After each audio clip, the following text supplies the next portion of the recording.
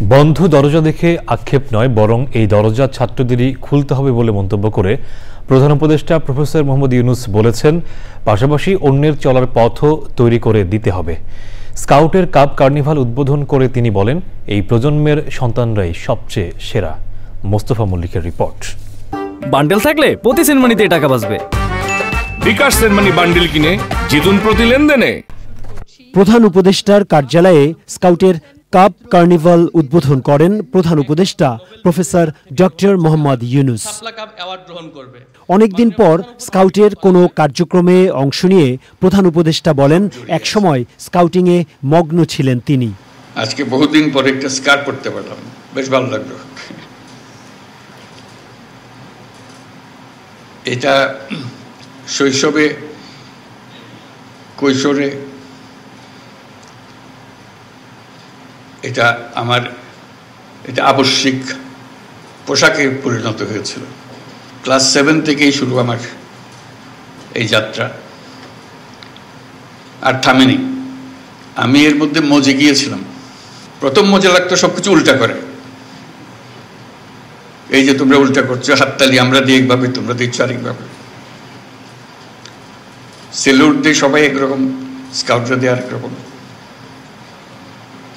Handshake করে সবাই একরকম, স্কাউটরা করে আরেক রকম।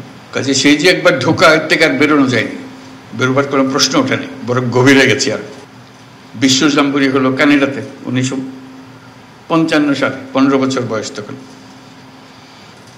সে কি মহা উৎসব, যাওয়া, আটলান্টিক পাড়ি দেওয়া, ক্যানাডাতে জাম্বুরি করা, সারা বিশ্ব দেখা।